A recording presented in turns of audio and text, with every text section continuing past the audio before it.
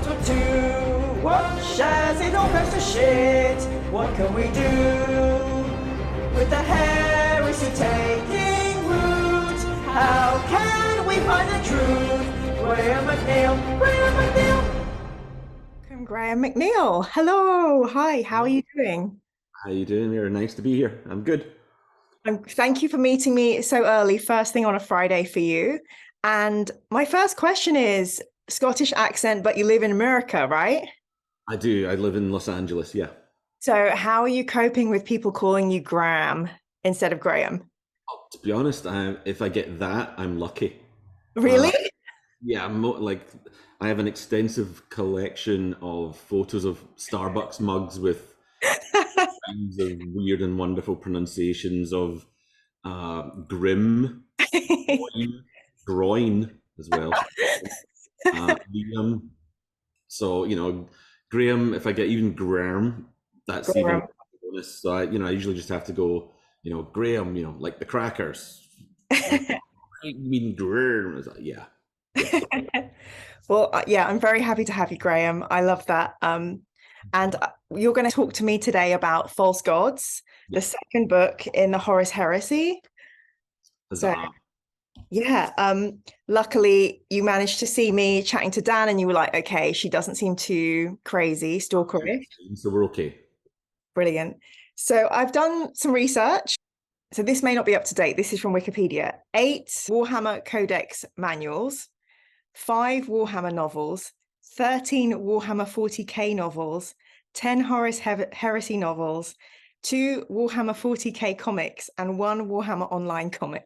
Yeah. That's numerically quite out of date. Yeah. So I think I without going back through the back catalogue to say which ones were which and how many in this one and how many in that one, I think I usually think it's safer just to do it as a whole. But yeah, I think it's up to about, I think it's 40 novels now. And a bunch of comics for Boom, some for Warhammer Online, some for Inferno. So it's that's a number from several years back.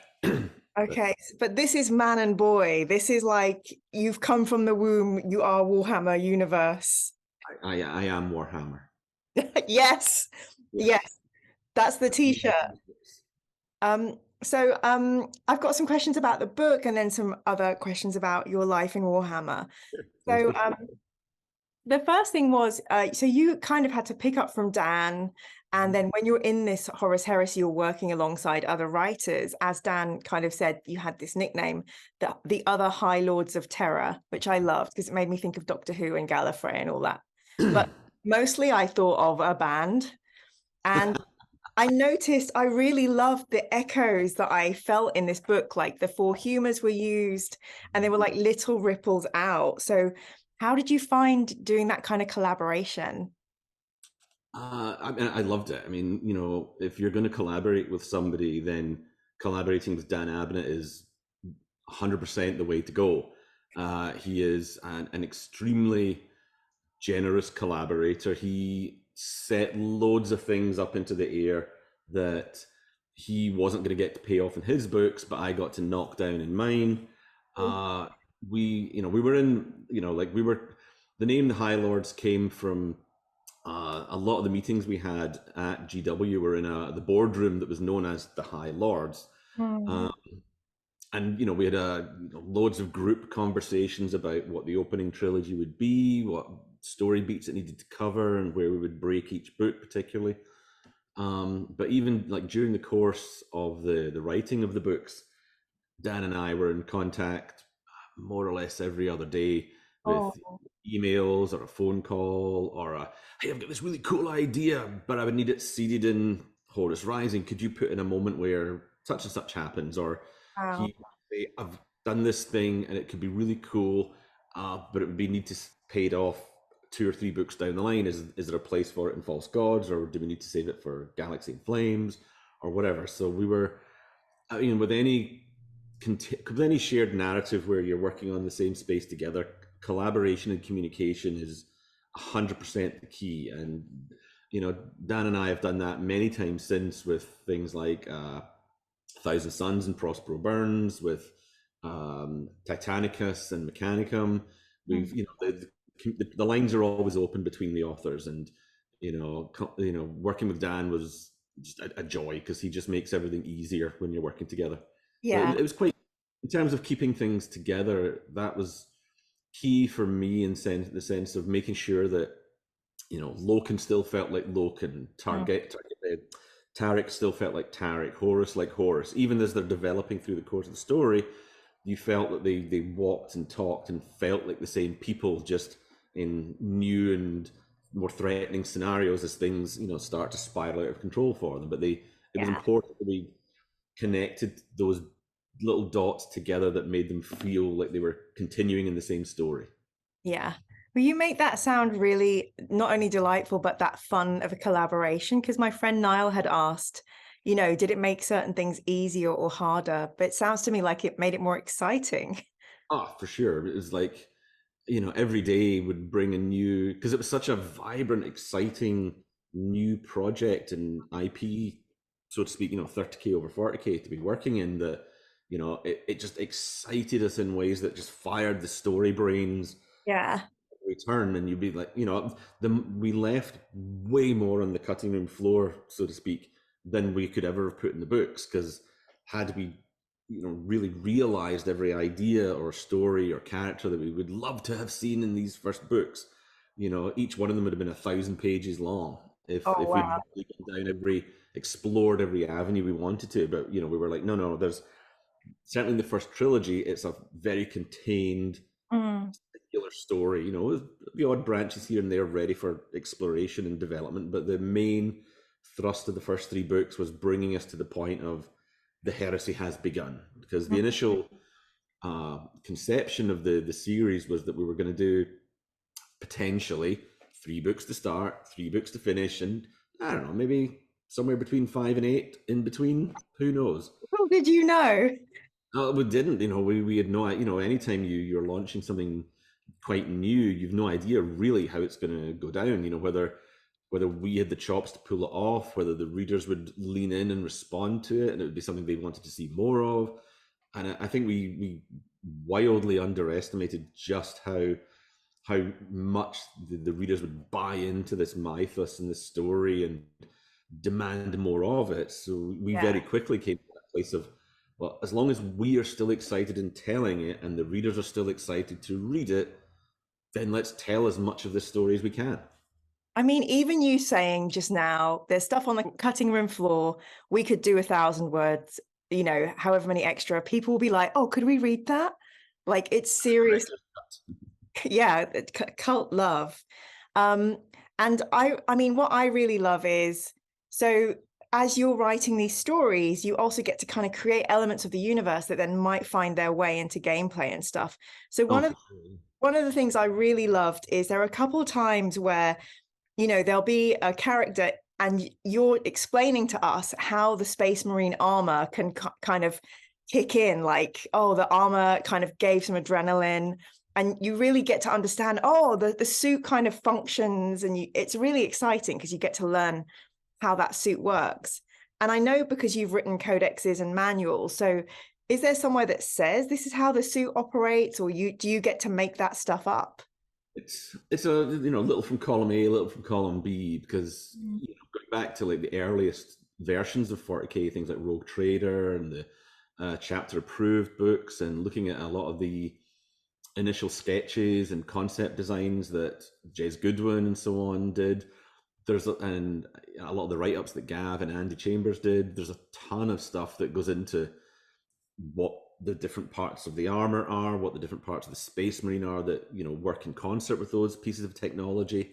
Because a Space Marine, even stripped down to his underpants, is still a fearsome, deadly killing machine. But when you augment him with armor that is designed to work and enhance those already superhuman abilities, he becomes something much more powerful. Mm. A lot of that existed previously in a lot of the early codexes or supplement Yeah. books and so on, or just I certainly was very fortunate in my placement at the time, because when I wrote False Gods, I was still working at Games Workshop in the design studio.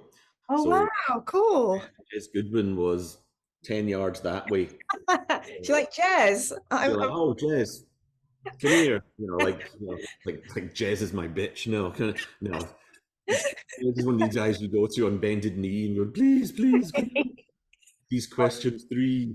Um, no, it was great. Having folk like Rick Priestley was in the office across from us in specialist games. Jez Goodwin and the artists were a couple of bays up for us.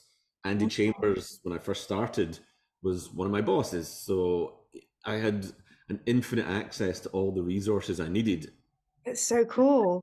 Story demands or story possibilities allow you to go, actually, but if the armor could do this, that would be kind of cool too. And we put this thing in, and hey, Jez, Andy, does that work? If we were to do this, would that break people's canon? And like, nah, go for it. So it was, like I say, I was uniquely fortunate in my positioning that I could ask the questions if I needed them. Yeah, I mean, I really love that because I don't naturally sit in this universe, so anything that can help me kind of experience it or feel it viscerally, it just really helps paint the picture. And I don't always want to be in the middle of a battle, so having these nice moments of like decadent detail, I just found really elevating and I really loved it. So shout out for you. That's certainly one of the sort of tenets that we came to very early with the heresy, was that when you're reading a heresy book, even if the cover had been ripped off it, you should still, in the style of language and the type of storytelling and the characters and the dialogue and how deep we go into parts of the universe, you should still know this is a 30k book, not a 40k book. There's a tonal, thematic difference in the writing of them and the storytelling. I mean, the 30k ones, although they are replete with shooty death kill in space, they're not. That's not their. I think their selling point to me. What's their selling point to me is the getting into the heads of the people before it becomes 40k and seeing those moments of what was and what was lost and what could have been. That to me is the real interest for me as a writer, and I hope for the readers, is feeling and learning about this new world that isn't just war. Because this heresy, before it becomes the heresy, they're in the last days of winning the campaign for the galaxy. The wars are going to be over soon. They hope and they feel that every aspect of this great, crusade, which although they hate that word, is going to be over soon, and peace will reign. It's not intended to be a universe at war all the time, and I think that's a fundamental difference between 40k and this, is that in 40k the expectation is the wars will never end, and nobody really sees an end to it, whereas in this they absolutely do. So getting to explore the world that will soon, as we the readers know, be lost, is I think more poignant and more interesting than just this is all shit and it's all going to stay shit and be shit forever. I mean, I completely feel that the nuance, the kind of layering of the different stories of the different legions, and that kind of callback to like, oh, is this kind of some kind of Earth legend? And then it's building its own. There's so many levels and layers, which I have to admit, I was like, oh, it's a book from the game shop. And I felt I was a bit hoity-toity, but actually all that stuff you're saying, it does really draw you in. So yeah. Good. Yes, mission achieved. Yay, yay. And then I have so many more questions. I keep looking at the time. Let's keep going as long as we've got stuff to talk about. So are you naturally more chaotic, or are you more for the Emperor? Weird. I think I've written more traitorous books than I have loyalist, although I feel my sentiment is more towards the loyalist side of things, in terms of, because I like the feel that a lot of the GWIPs, Warhammer, 40k, Heresy, and what have you, they're, especially, the fantasy setting is fantasy, but even in 40k, in the sci-fi setting, it's heroic fantasy in the face of insurmountable darkness and bleakness.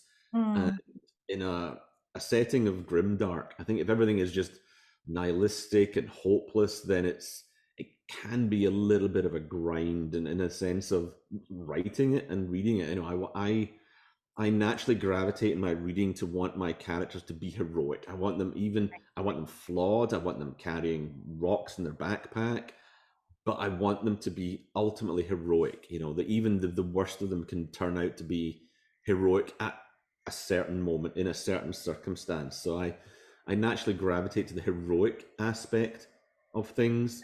So Because you in write all, about an ultramarine, and my thing is, are ultramarines the Captain America of Warhammer? I might have before I first. I mean, I have not read a huge amount of Marvel comics. I've devoured all the movies, and Right. before I saw the first Captain America films, I had sort of dismissed Captain America as this all-American apple pie eating good old boy, yes, you know, Yeah. patriotic guy. I was like, I don't, that doesn't interest me at all. But then when I saw the films and then dug back into, you know, like Ed Brubaker's work on Captain America, I was like, oh, I could not have been more wrong about this character. So when I first joined Games Workshop, the Ultramarines were the kind of they were considered like the goody two shoes poster boys, Mm. a bit boring because they didn't have, you know, space Viking rules or blood vampires or secretive monks sort of thing. And they were like, they're just the vanilla guys that you always see being run as intro games in the stores and so on. And I, you know, I'd always railed against that. I'd read their background and thought, because I love me a bit of Greco-Roman ancient history and so Mm. on.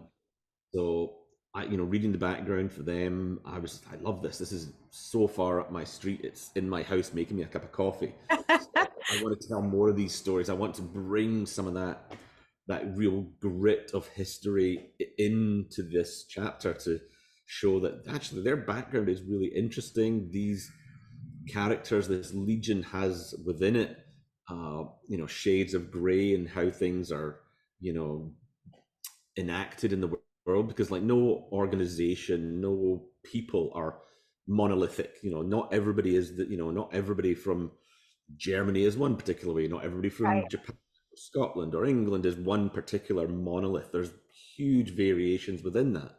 And I Right. felt that would be interesting to explore within the Ultramarines, that they, despite reputational uh, feelings, that there were differences and room for individual characters and moments within that. So that's what drove me certainly towards the Ultramarines, to as a Mm. way to show people that they would be interesting and, you know, live out that heroic fantasy vibe through the Ultramarines. Yeah. Oh, thank you. That's such a great answer. And I just really love no ultramarine unit is just what you'd expect. There's Mm. like so much backstory. Like this is kind of, I don't know if I went a bit like, I mean, I've read this book twice now because I knew I was going to talk to you, and I don't know if I've kind of gone a bit loopy, but I found it a little bit biblical in that. So Horus is a little bit like, Father, why have you forsaken me, about the emperor? Yeah. And then kind of Loken also gets forsaken by Horus. So I found that like, wow, I mean, that was a really big motif that kind of was like, because there's that paternalistic, you know, I come from you, and like what I thought, I believed you were, like you expect me to do this and make these sacrifices. But has the emperor forsaken Horus? Is this an imagined slight? Like, is it all in his, I mean, I just keep thinking about it at night. Yeah, I Like, mean the biblical aspects are not accidental for sure. I mean the if you take the heresy as a whole, there's, you know, clear parallels with Paradise Lost.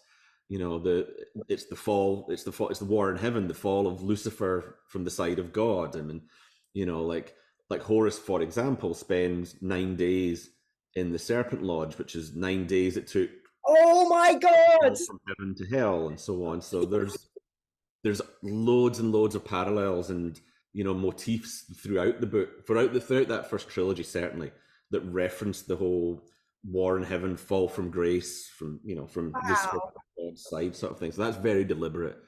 Yes. That's amazing. I feel like I was onto something. So Yeah, thank you you. are. Oh, fantastic. I mean, even in the first, in at the end of, uh, Horus Rising, when they're fighting the Interrex at the end, Horus literally says those words, "Father, why have you left me to do this?" Right. So it's entirely deliberate. I mean, whether or not it was a deliberate forsaking or an underestimation of the Mm. wiles of chaos is, I think, a question that probably doesn't need or shouldn't be answered, because I think the interpretation of the different players and readers and writers as to what that is just creates a more interesting, warp and web, no pun intended, of the fabric of what is being Yeah. created, where different people can have different interpretations as to what the emperor's motives were, what his mistakes were, what his intents were, because we've deliberately kept the emperor a kind of an aloof and mysterious character from a lot of the stories and a lot of the arcs that we've told. So, what would be more satisfying, having it's 3, it's 42, it's green, or Yeah. have a discussion amongst yourself. Anytime you gather, these questions come up and it brings out passionate debate between people. And it's like, I would much rather have people continually talking about these stories and the books and the characters than going, "Oh yeah, well, he said it was green, so that discussion." Yeah, thank you. Oh, that's a great. I would just keep wondering at night, what Yeah. kind of dad was an emperor? Was the emperor? So you got to write from lots and lots of different perspectives. So we had remembrances again and different people. Did you have a favorite voice to use throughout this book? I mean, it seems like you had a lot of fun. Like no one really had like a la-di-da. Like everyone had some meaty stuff to contend with. So Yeah, I mean, if a character doesn't have meaty stuff to do in a story, it's like, well, why are they there? yeah, Um, yeah, I mean, they were. I mean, all kudos to Dan for creating such a brilliant cast of characters in the first book for us to just take and run with. I mean, Carcassi was great fun because he had such a unique voice to him that was he got to say the things that were so delicious that almost nobody else kind of could say. right. Uh, Petronella, I really enjoyed writing her because she was not a nice person, and I wanted to sort of hook and reel the reader in by going, she's really not nice. I don't like her. And then when the ending to the book comes, you're like, oh, Yeah, you were I such a didn't, bad person. You totally did that. I was didn't like, oh, who is this woman? but she did not deserve what happened to her. Oh, Now I feel bad for hating her. yes, I mean, even the way you had her dressing up, in high fashion, like couture, and it was like, oh, eye roll. That you totally hooked me in. And then towards the end, where she can't get access to Horus, and her room is all kind of crazy, and then the way that Yeah, the way that plays out, and the fact that he comes for her, yeah. I was like, oh, that poor person. So I think that was incredible. Well, the inspiration for that in terms of how to sort of not play the reader, but to sort of have them go down a road that I wanted them to go down came from Mr. White in Reservoir Dogs. Uh, Oh gosh. Yeah, let me hold my ears remembering that horrific well, movie. exactly. There's the scene where he's got the cop tied to the chair and he's got his straight razor out. Hmm. He puts on the music and it's, stuck in the middle with you, and he's Yeah. dancing and he's having a good time, and you as the viewer, and they're having some banter between each other, and he's playing the music and you're kind of almost dancing away to that, Yeah. going, this is kind of fun, this is kind of fun. Then wham, he goes in and cuts the guy's ear, and you're suddenly, oh shit, like I'm kind of complicit in this because I was right there with Mr. White dancing and enjoying the music. So Yeah. that I always loved, slash, like, oh my god, at that moment in the movie. And I Yeah. thought what, Tarantino and the actors and the music had done with that scene was really powerful and interesting. So I was like, okay, how can I do something like that as a Yeah. moment? And that Petronella's arc was very much intended to sort of make the reader almost complicit in hating her. But Yeah. then, meets Horus at the end, you're like, oh my god, I didn't mean that to happen for her. Oh, I feel bad for her now. I mean, that's a level of skill and mastery that I just wasn't expecting in Black Library books. I really thrive on it. Even though I hate you all and I don't trust you, and any book I open now, I'm going to be like, they're all going to be like Dad's army. They're all going to die. Like, but yeah, I think that's wonderful to hear. And I had this question for later, but you mentioned music. Did you have certain music on when you were writing this book? Because I hear a very, obviously, like, a very heavy metal soundtrack, but then there are moments with the poets, and there's this really beautiful scene. And in the first book, we see this very thriving, like, onboard bar. I can't remember the name of it now. It's terrible. But in your book, like, people have pulled all the decorations down. There's graffiti everywhere, and it feels very derelict. And I found that another really skillful way of storytelling. Like, the dream, this glorious crusade, is becoming kind of like something is becoming tarnished at this point. Yeah. I mean, like, you know, the symbolism, and I thought that was done in a really gentle way. So as you were reading the book, you had this kind of building foreboding. So it's not, so when I was thinking of it, like, there were certain scenes and I was like, oh my gosh, this is heavy metal. But like other scenes, did you listen to music as you wrote? I always listen to music when I write. What would be like a False Gods playlist or songs, do you reckon?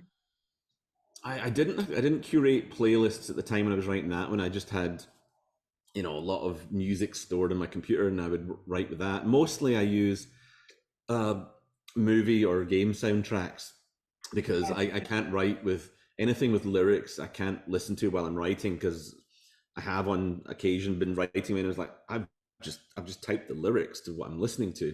So unless it's lyrics, unless I listen to something like, you know, Rammstein or something like that, they're singing in German or speak, that's fine. But mostly it's soundtracks, and I'll generally flavor the tone of the music to the kind of scene I'm writing. So if, you know, if it's a big battle scene, you know, I'd dig out the, you know, the Hans Zimmer battle music from Gladiator or something, or like a lot of the music, or the Danny Elfman's music for Sleepy Hollow, that sort of thing. You know, I'll tailor the music to the feel of the scene, because it can really help set a mood for the tone of what you're trying to write. Yeah. But it varies depending on, you know, depending on what you're writing, depending on the feel of the book is. Like, you know, for Dead Sky Black Sun, the third book in the Ultramarines trilogy, it's set in a demon world, and it's effectively, it was my first attempt to do a Warhammer horror before there was a range of Warhammer horror books. Yeah. So that was all really really kind of industrial, grindy, lo-fi, punkish metal, because it was all, that book was very spiky, it was very dirty, there was rust and blood and fluid. I didn't really know what they were, splattered everywhere, sort of things. It's really nasty, down and dirty metal and punk. I listened to a lot for that one. Whereas Guardians of the Forest, which is all about, you know, the wood elves and Bretonia, you know, is much more ethereal stuff. So I had Trevor Jones' score for Excalibur on the background a lot for that, or a lot more sort of, you know, it's like Dead Can Dance, sort of more ethereal kind of vibe to the music. Yeah. Well, I thank you so much. I'm gonna make up some playlists for my next Warhammer books. I will take some tips. So I kind of see the you know, your writing group as a band, and we also get the introduction of like a Fulgrim in this, who to me is like very charismatic Jim Morrison kind of rock and roll star, looking amazing. Yes, indeed. Yeah. Yeah, Lizard King, I can do anything. I'm going to look amazing on the battlefield. Do you see yourself as having like a musician persona, like within your group of writers? Would you I know this is a bit of a like an abstract question. You don't have I have not a musical bone in my body, sadly. You know, Oh, you could be a drummer then. yeah, well, I think, you know, I can't even keep time, but then that's maybe, one might argue, even better.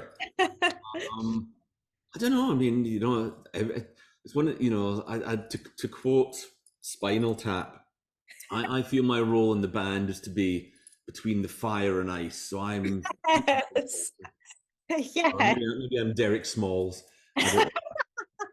You know, but the music with the bass is nothing. It's one of my favorite movies. I'm so happy you referenced it. I've seen it 1,000 and more times. Yeah, great. One of my top three, definitely. So I did really well getting through freaking Dan giving me a spider planet. And what do you give me, Graham? You give me a zombie moon, Zombie swamp planet. zombie swamp planet. Like it was just really, really horrible. Nurgle infested swamps and then possessions. So, and this isn't a Warhammer horror book. This is just 30K.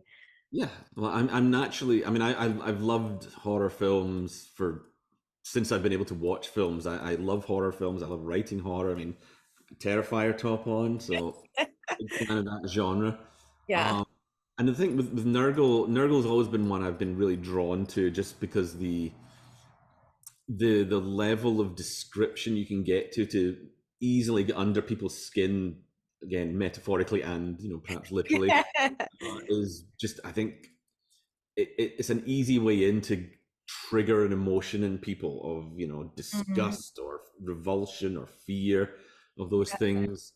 And it was something that I felt like the Astartes at that point would not have seen anything like this. So it was a way to really put them in a position where they're like, what the hell is going on here? And the more, when you're in a position where you don't understand what's going on, your decision making is not the best.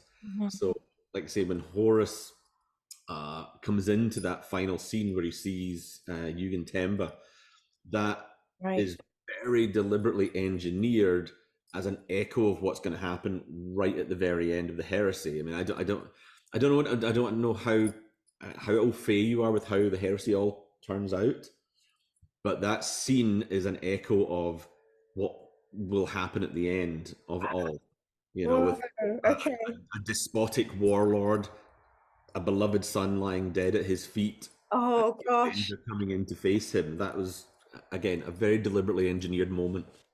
Oh, I thought that was great. I mean, I was really proud of myself. I was like, it did take me like a couple of sessions to come back and keep going. But even the moment where you gave us the viewpoint of the Remembrancer who accidentally comes down to the planet, gets blown up. So not even like Space Marines encountering this new horror, but like a civilian. And like that was just like it was like intense upon intense upon intense. It was amazing. Well, that was, again, the civilians are a way that we chose to portray some of the events that would allow the viewer a way in, that would allow a ground level perspective on the events that were happening, but also the Space Marines as well, because when everybody is a 7 foot tall killing machine, Right. everybody thinks that, okay, this is just the norm. But when you've got somebody who's like 5'3" in amongst all these 7 foot giants who are dismantling everything in front of them with clinical, brutal efficiency, that really drives home to the readers like, oh yeah, these Space Marines are horrifying in their deadliness and their lethality. Yeah. No, I thought that was excellent. I mean, I hated it, but I loved it.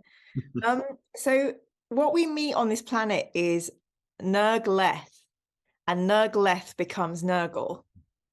Yeah, I mean, always it's like the idea that names and things change over eons and become certain things, and Yeah.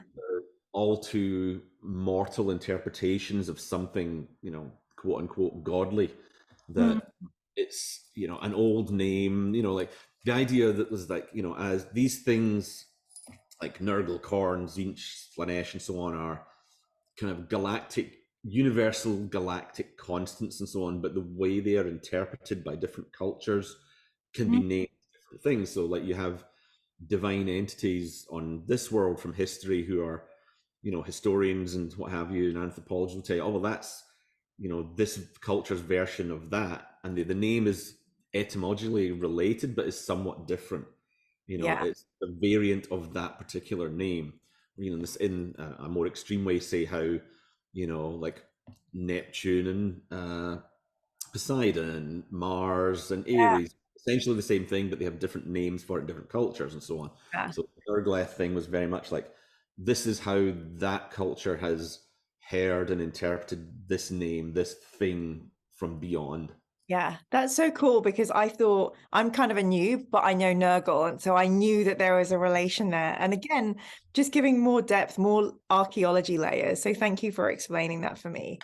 And I kind of that whole planet seems so poisonous, and then you have the lunar wolves kind of coming back, and it's almost like they're so worried about their leader dying, and then they're poisoned by the planet because they go ahead and trample a load of innocent civilians.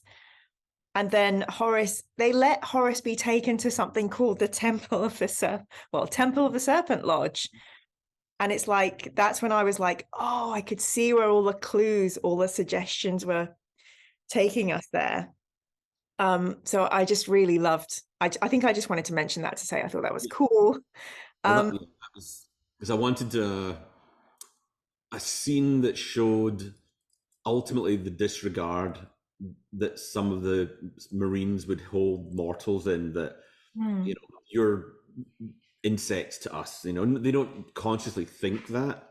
And if you'd press them, they'd say, no, of course not. We don't believe that. But when it's Horus's fate at stake, anything goes. They were like, no, you get out of our way or you die. right. And it was a way of foreshadowing ultimately that this is what's going to happen Hmm. to anybody who's not a Luna Wolf. If you're not on our way, stand aside or get crushed. Yeah, I mean, it was really shocking because we see some quite tender relationships between, some of the Space Marines and their pet humans. So Yeah. it was like, I mean, it really kind of showed, yeah, they are 7-foot killing machines and they are used to being worshipped. So yeah, I thought that was so powerful. Um, and then obviously Horus is in the warp coma, Mm. and I mean, one of my favorite bits of the book was the vision of, the baby Primarchs in their cryo chambers. Oh, yeah. Sorry, jumping ahead of you there, but yeah.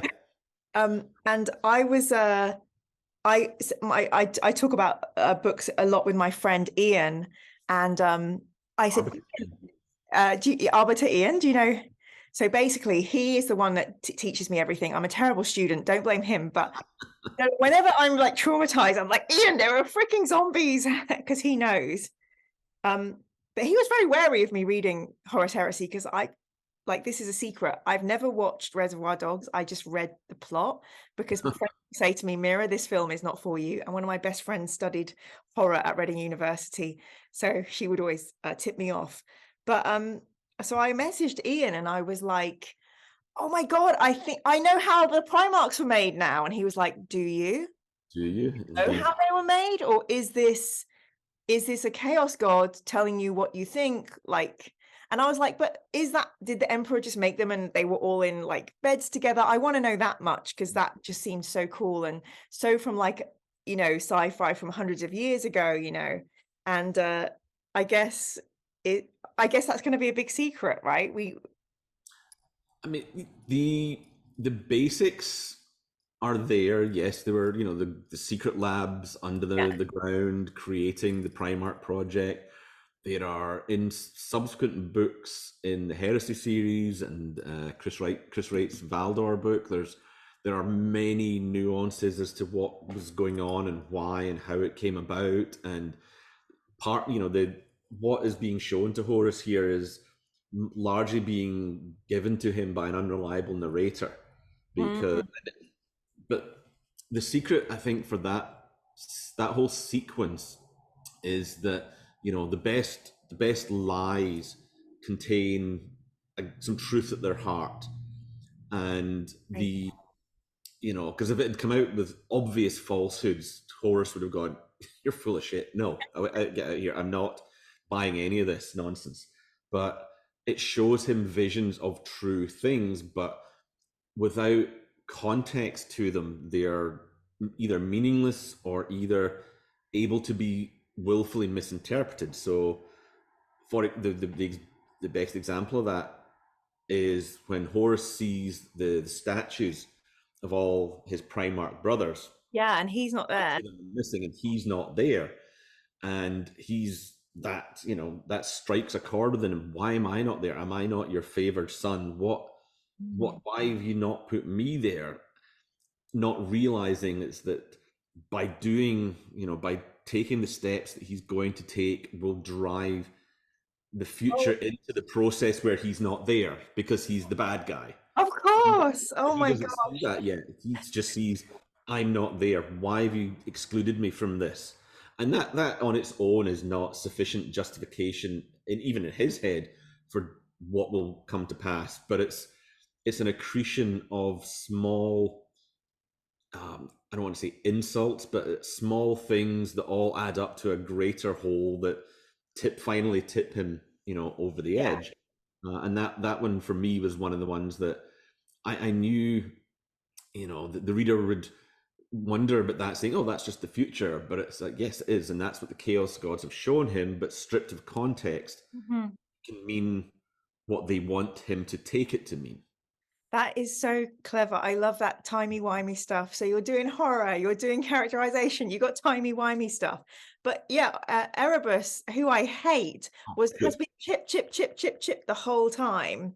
And then you're thinking, oh, come on, Magnus, like this, please just tell him it's cool. You can go and be bros again. And then he's like, I'm not going to listen to either of you. But he just decides it's gonna be a crushing of the light. I'm gonna become a murderer and a traitor. And I've written this question, and I know you probably can't answer this, but this is my hope in the grimdark. I was like, did Horus have a chance to escape chaos? Did he really have a choice? It seems like the chaos gods themselves have targeted them, or was it just Erebus? Um, so could what do I you mean, think? Erebus is simply an instrument. He is a Yes, tool the in the serpent in bag. the garden kind of thing. Basically, yes, he's like an embodiment of the whispers that come from a darker, deeper source behind. And the serpent doesn't even know it's the serpent, in the sense of, it thinks it's doing the right thing, even though the right thing is a terrible thing. And Yeah. with Magnus and Erebus are essentially like, I mean, to reduce it, they're like the angel and demon on Horus's shoulders. Mhm. And Horus, one of Horus's defining kind of characteristics is that he hates to feel like he's being manipulated or that he's being pushed into something. And so when Magnus is saying, do this, do that, he's Hmm. no, I'm not doing what you say. And the other voice in his head is saying, you've got to do this. And Horus is like, well, I'm not going to do any of those things. But, in some ways, obviously doing nothing is still a choice. And Yeah. feel, the best way to manipulate people is to make them think that the decision they're making is their own, even if you have subtly maneuvered them into a position where the only kind of obvious path that they see forward is one that you have previously laid for them. So it was very much because we didn't want Horus to feel like a dupe at this point. We didn't want him to feel like he'd been tricked, because like in some of the earliest books, like the Realm of Chaos ones and stuff like that, it had Horus was possessed. I mean, literally, a demon overtook him in the Serpent Lodge, and that was what led the armies of the Imperium into treachery. And we felt that was weaker than him having to choose to do it himself, because having a demon riding shotgun in your soul abrogates you of any responsibility. It wasn't you, it was the demon. And we felt dramatically it was much, much, much more interesting if Horus drove this himself for what he thinks, Yeah. he believed were the right reasons, that he'd been lied to, that the emperor was wrong, that they'd kept all these things from them, that they were, and there's a bunch of stuff in there feeding his fear of, what happens to the warrior when the wars are over. Right. Right. What do we what are we, they're feeling, are we actually his sons, or are Mm. we just instruments to achieve what he wants, and then he'll discard us? Because the story of the Thunder Warriors isn't massively well known amongst, they were heroic warriors who died to unite Earth, and the last one of them fell as the banner of unity was raised. Huzzah! But Mm. the truth of that, they were, exterminated prior to the Great Crusade having begun. To some of them, certainly Horus, he would know that. He would know what happened to Oh. them years deep down, even though he, has probably been told No, they were unstable psychopaths that I needed to use at the time to conquer Earth. There's got to be just the lingering scintilla of a fear that is he Yeah, going to do that to us when we win the galaxy for him and humanity? What are we going to do? What's going to right. become of us?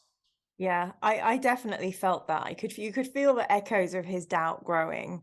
Mhm. And then I kind of lost all hope when they met the mini-me's. They went to the mini-me's. Like the way they're written is like mini space marines, and they thought, oh, they're charming. They have similar armor to us. And Yeah, then it says like 6 hours later they technocracy. start. Yeah. And I think I don't know if I imagine this, but there's this thing where Horus is like smiling.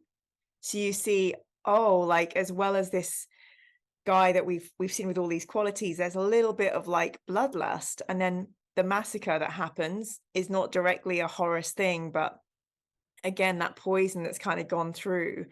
So I just, yeah, I found that like, Horus is very much. I mean, his one of his great skills is being able to take all the tools and the pieces he's got and make them greater than the sum of their parts. You know, he mm, knows you guys are awesome at this, you guys are awesome at that. He's a force multiplier for everything around him. mm, And that's, he was essentially, like some of the each of the Primarchs is in my head a sort of an embodiment of an aspect of the Emperor. And Horus is a lot of that concentrated in one place. And yeah, that includes the Emperor's, you know, not I don't know if I'd go as far as bloodlust, but that urge to war, to to dominate and like, dominate, to yeah, be the top of the pile, is part of Horus too.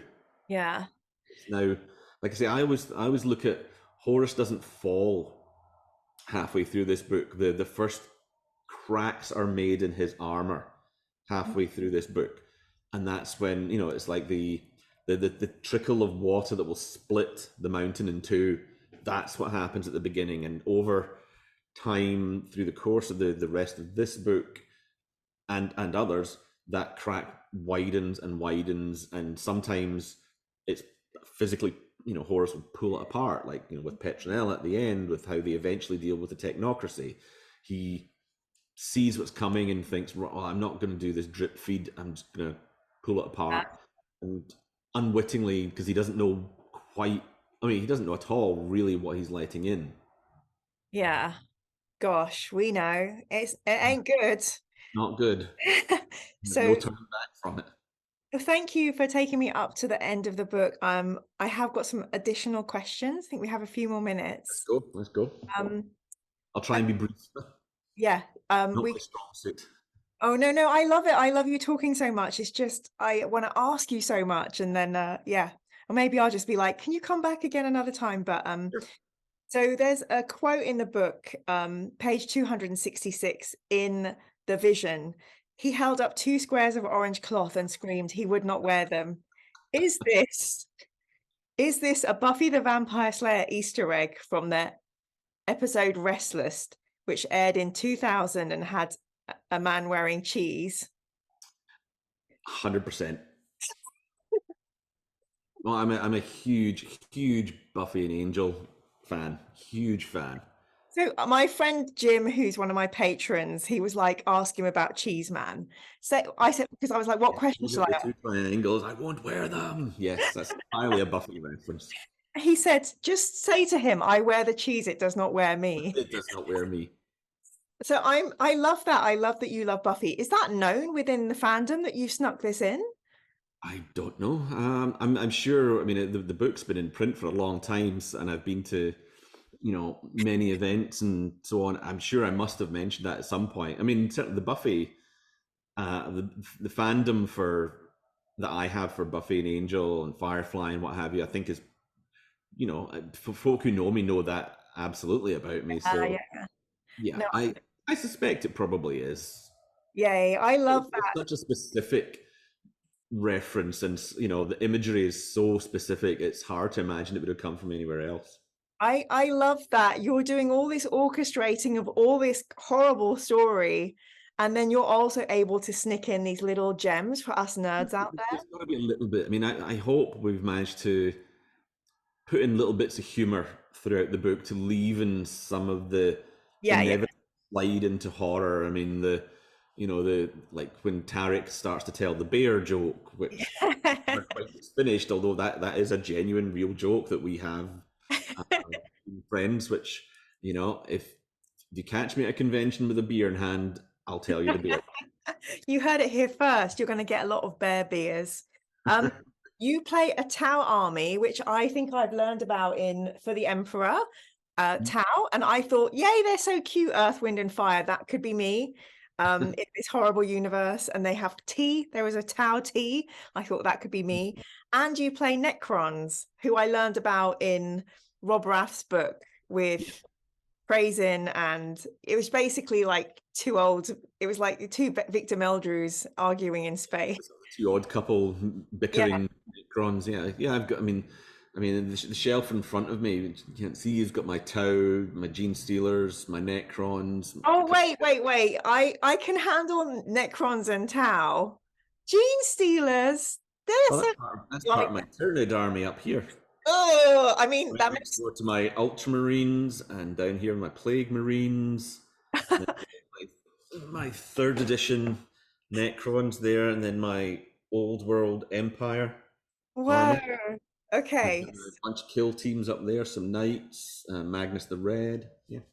You are so much more because I'm like, I could handle Tau or Necrons. I could see myself as those. Okay, so in that case, being that you are, you are Warhammer, I if you am Warhammer. if you could only pick one, you have to go to Warhammer World, you have to play in the tournament or something. All And right, if it's a play, I mean, it's got to be Ultramarines.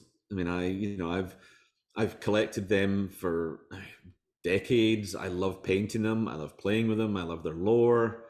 And whenever if ever I get into a rules query, I can actually lean over the table and go, I wrote the book on this, and yeah, slam down the omnibus and go, that means double six straight away. I wrote this book. I am Warhammer. You lose. I love Yeah, that. I mean, you don't even have to roll a dice. Just I'm Warhammer. This is the end. I'm going to come play in your team, and I am definitely going to try and read about Uriel Ventris. Yeah, cool. Because but Yeah, the I mean, the last thing is, I love. I mean, there's so many. I love the Necrons.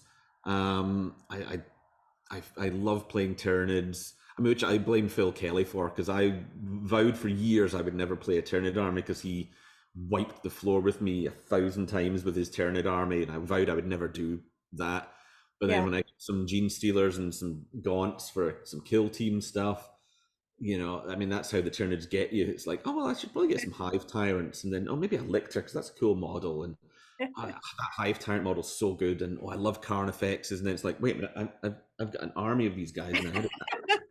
How can you sleep with that army even in the house underneath your bedroom? They're cool. Well, the good thing is our house is all on one floor. So they can just come crawling They're at the along. far end of the house. Okay, good. It's coming from inside the house. It's the Tyranids. Oh, that's okay. I've got some Ultramarines on the go at the moment. I'm doing some Yay. Blade. They will protect us. So thank you so much. My last question will be, what's the fluffiest, lightest, loveliest thing you've ever written? Fluffiest, lightest thing. Let's see. I wrote a story for my youngest once for bedtime. Many years ago when they were still young enough to want bedtime stories, and they knew all like, oh, Daddy writes stories for a living. Can you write me one and do it at bedtime? And I was like, okay, I'm not really sure most of the stuff I write is really appropriate for bedtime stories for you guys, but we did a sort of communal story. It was like I did a little mini D&D sessions when they were going to bed. Like I would tell the story and get them to tell us what their characters would do. And there's one that was a story called the Glade of Many Paths, and each glade would take you into each path out of the glade, and it changed every night depending on the moon, and it would take you into a different path, and each one would be a different adventure that you would go on. And I would get them to tell me who they were, where they were going, and I would essentially run a tiny mini role-playing session with them for where they wanted to go. And they always went into sort of reimaginings of fairy tales where they were the hero and they could change how, the Billy Goat's Gruff story, how that ended, or how Rapunzel ended, and so on. So I ended up writing a few stories of the Glade of Many Paths for them. That sounds adorable. And even you're writing a bedtime story for your littles and you put lore in there, like the Glade will change according to the moon. Like the Glade can't just change. There has to be story. It's got to be storytelling rules. I mean, my youngest, they're 11 now, and they're writing their own novel now, and it's oh my goodness, that's great. I was like, those are the kind of Neo babies or Necron babies that we need. Yeah, I mean, we need more storytellers in the world. Definitely. Yay. Well, I'm gonna say goodbye, but then I'll stop the thing and then we can say goodbye properly. Sure. But Graham, thank you so much for your time. I really appreciate it. It's been great to hear about it. And yeah, hopefully I'll see you the next time I'm reading one of your books. Next time, well, if you're going through the series, I'll see you at Fulgrim. Oh gosh. Yay. Thanks so much. Okay. Bye. Cheers. Bye-bye. It's false gods with 2. Watch as it all goes to shit. What can we do with the heresy taking root? How can we find the truth? Graham McNeill, Graham McNeill.